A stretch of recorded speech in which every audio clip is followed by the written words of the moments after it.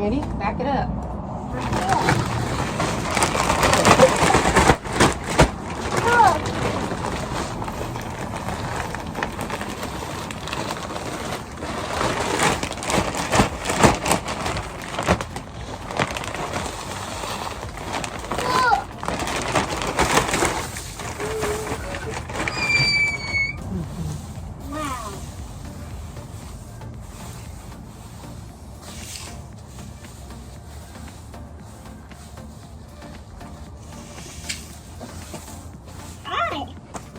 Here, spread it out for him.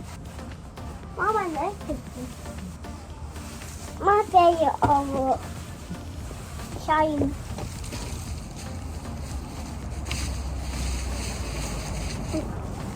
Just scare teddy bear out here. All right. I'm going back one. Whoa, it's going.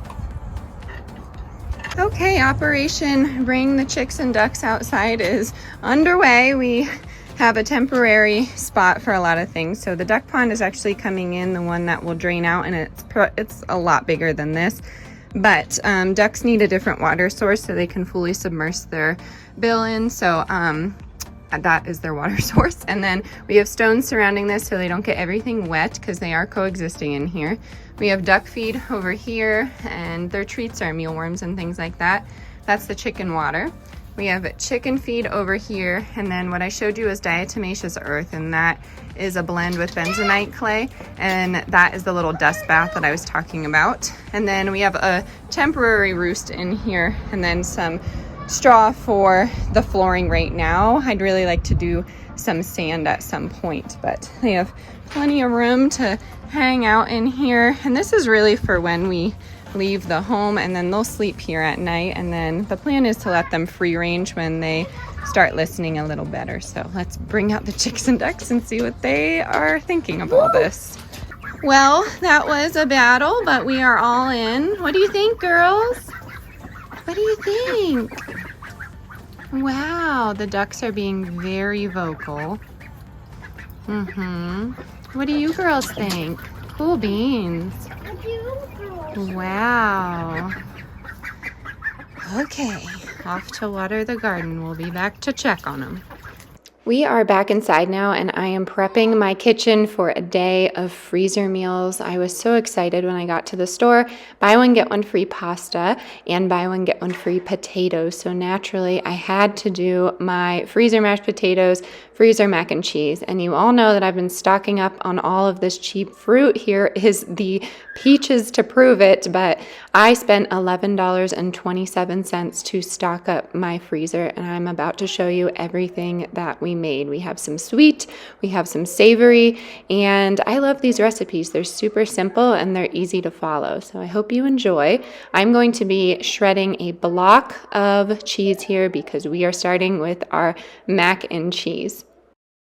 We are starting out with a simple roux or roe, whatever you want to call it, and I will say some of these recipes are not the healthiest ones I've ever made, but with my mac and cheeses, they are a base of mac and cheese. So you saw me put a stick of butter in there, I put some flour in there, and it's really difficult for me to do recipes, but I will try my best if you ask me in the comments. I do cook with my heart. I know a lot of you know that, so when I'm asked for recipes, I try and type it out the best way, but I've gotten some feedback that theirs didn't come out the way mine did, and yeah, that's true. I mean, all of our kitchens are going to be different, so I do apologize. I am putting some garlic powder in there as well as some mustard. Normally I do Dijon, but I didn't have any. I'm putting some cream cheese in there. That was on for 50 cents, and then I'm just going to slowly add that cheese, and this will become my thick cheese sauce.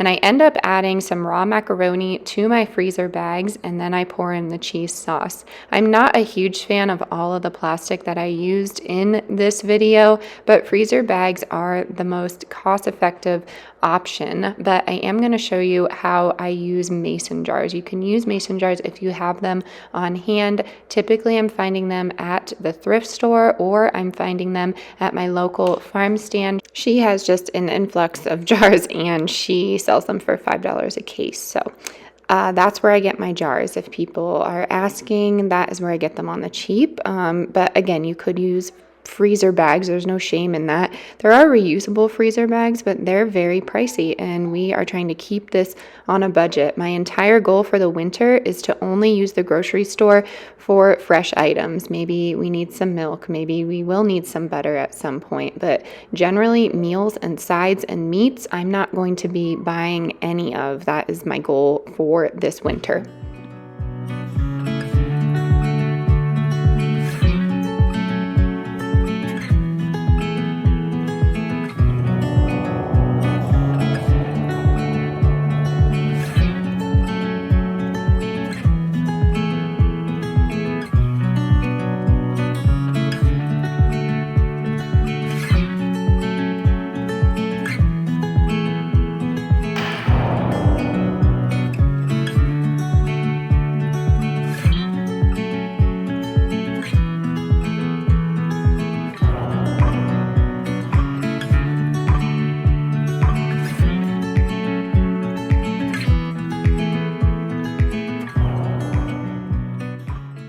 So I mentioned that my mac and cheeses are a base, so I went ahead and wrote out what other ingredients you're going to add to the mac and cheese and how to bake it. So this first one is going to be a cheesesteak mac and cheese. We are adding zucchini, bell pepper, we have some onion in there, broccoli, and then we are going to add some steak to my husband's, and that's going to cook at 375 covered for 45 minutes. And that's going to be the same for all of the mac and cheeses. Just in case I'm not around, I think it would be really helpful for my husband to have these written out. Next one is going to be a enchilada mac and cheese, and we are adding a can of black beans, some green chili enchilada sauce or just regular green chilies. We're adding Rotel as well to that one. The next one is going to be a chili mac and cheese, and this one is simple. We're just adding Rotel and chili beans, baking at 375 for 45 minutes. And then for this one, it's a barbecue style mac and cheese. So I'm going to add a can of shredded chicken to my husband's, chickpeas to mine, and then we are adding some barbecue sauce. And then next up for this, we are adding some buffalo sauce and some jackfruit or shredded chicken, and that's going to be a buffalo mac and cheese. Really easy to add ingredients to just to make them stretch and last a little longer. So here is one of them out of the bag. I added broccoli and tomato to mine. You will see it doesn't really have that orangey color. It kind of bakes out, but honestly, you can just put it frozen into a baking dish if you wanted, or you could let it thaw out overnight and then bake it on a baking dish. So next we are moving on to the mashed potatoes. I have 10 washed mashed potatoes here, and I have some salt water on the side. What I'm going to do is peel my potatoes and save the skins. We're trying something different today, and I am going to cube these up. So the skins are actually going to be little potato chips here, and they're is going to be some salt and pepper and olive oil, and I'll show you how I do that here in a second. But basically what you need is these potatoes to get some starch out of them. That is what the salt water is for.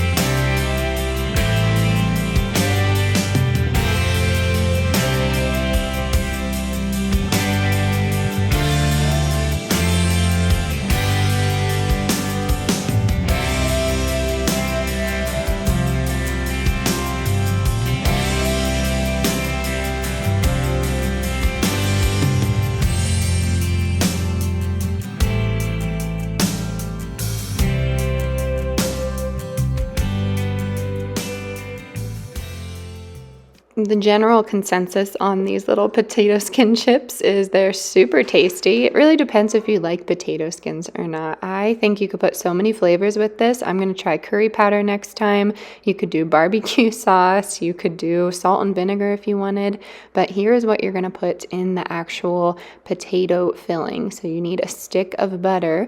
You're going to need about 2 tablespoons of cream cheese here. You're going to need some dill, salt, pepper, and garlic mix, or just put all of that into your mashed potatoes, or forget my recipe and go ahead and make your mashed potatoes the way you like it.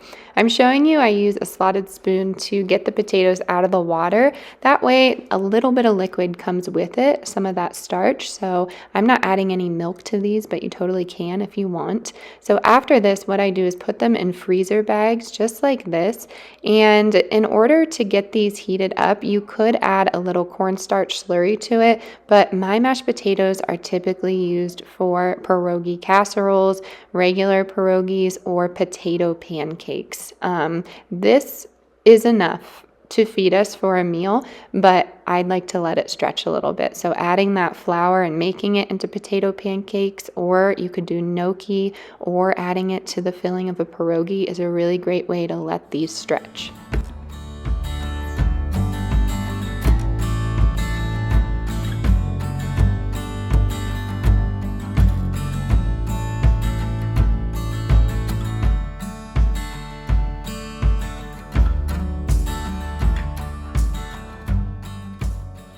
We are now starting with our peach syrup. If you have no idea what I'm talking about, go ahead and check out my last video. We processed a ton of peaches, but all I did was let those pits and skins soak in there, and there was some sugar, I think a little bit of cinnamon, some vinegar, and water. And what I'm doing is adding these to a mason jar, and I'm filling them 3/4 of the way, and I'm going to freeze these. So you're not going to want to add your liquid to these jars all the way to the top, because when the liquid gets frozen, it's going to expand and you might have some blow ups in the freezer, and no one wants that. So I'm keeping this here in my freezer in my kitchen. In a deep freeze, I have not tried this. I'm sure it would be fine, to be honest with you, but this is a good way to freeze anything, honestly.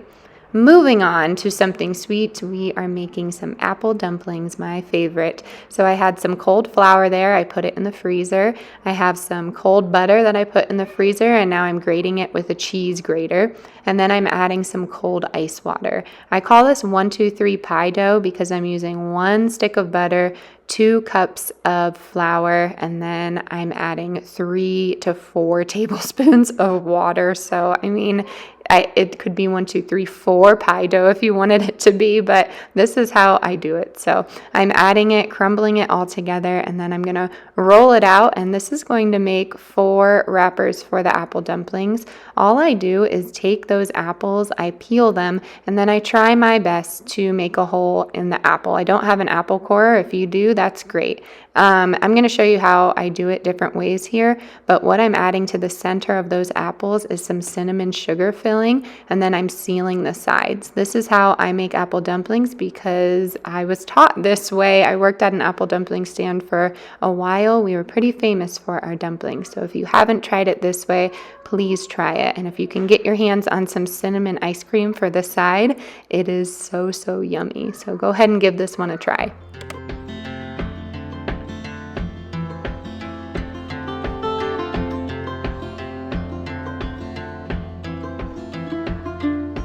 On the road, headed back to New Orleans, driving in the country, past old-timey scenes. Big birds were singing in the tall willow trees, mighty fine.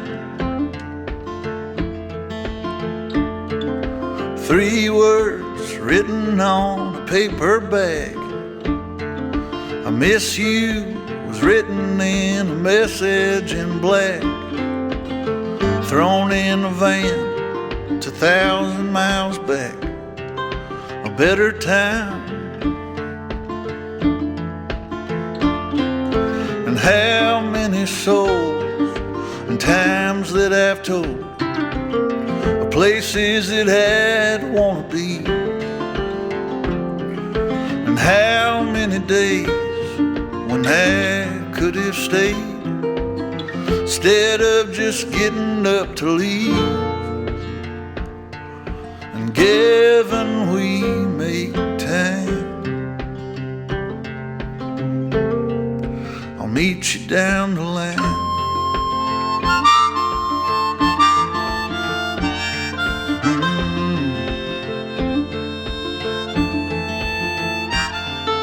A long coat walking on a New York street, a pack of crushed cigarettes that fell to her feet. Well, ain't it odd how some people meet? But that's the truth.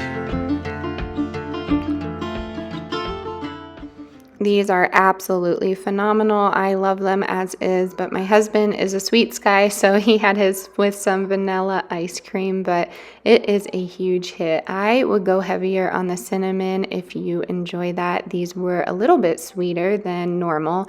I use any apple, honestly, but you could use Granny Smith, but McIntosh are my favorite if I can find them here in Colorado. Now we're moving on to some fruit preserves. I will tell you all about what we use these for. I have apples, I have nectarines, and I have pears in the sink here, and I'm just rinsing them off. I'm gonna just dice these up and then put them in this chopper here, and then they come out into little squares. And I'm doing that with all of my fruit, and I'm gonna add these to freezer bags.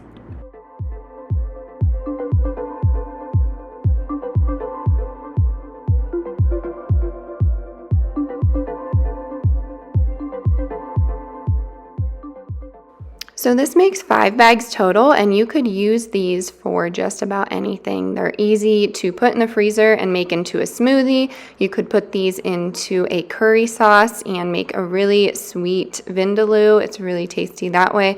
Or you could use these for pie filling. I like to smash them up a bit and spread them on a grilled cheese with some goat cheese, or smoked cheddar is really tasty here. You could put them in a pie and a turnover. There's really a lot that you can do here. I did have a bell pepper. I had 3 actually that I got on for 50 cents. So I went ahead and put those in freezer bags for some fajitas. That's another trick. You could put some onion in here and black beans and some chicken, and then just make really easy fajitas some nights. But these are all going in a freezer bag.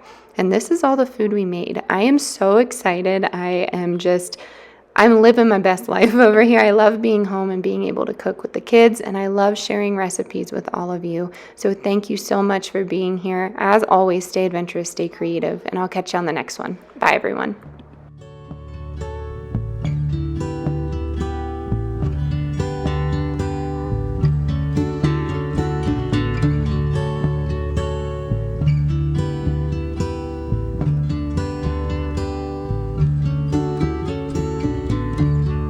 Sometimes love is a river running strong,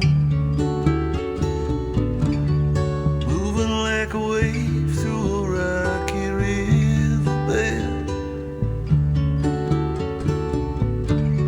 Sometimes love is a dancer in the dark, spinning, laughing, twirling through the back door of your heart. And every time I think of you, well, something happens in my mind. And every time I try to leave, you're keeping me occupied. I'm losing track of time.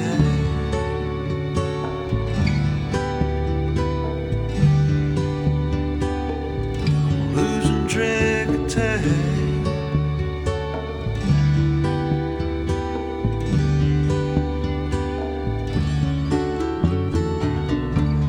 Sometimes love is a thought we held too long. Sometimes it's alright just to be a little wrong, with no sense of consequence, the strength to carry on. But day breaks in the darkest place.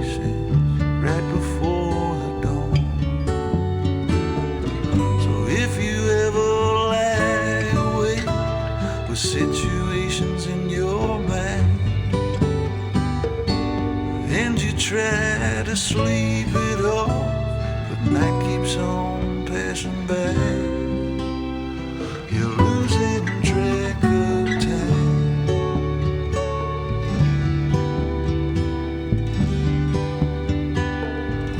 Losing track of time.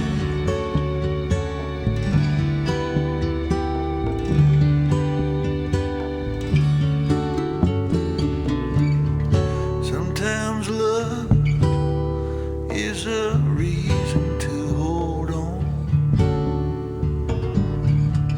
blowing like a hurricane right inside of me and you. No blues or avenues can take away my stride when love's standing holding hands right here by my side. So if you wanna take a ride and see what happens down the road, find yourself a pair of gloves and get yourself a warmer coat. Oh yes, we'll be doing fine.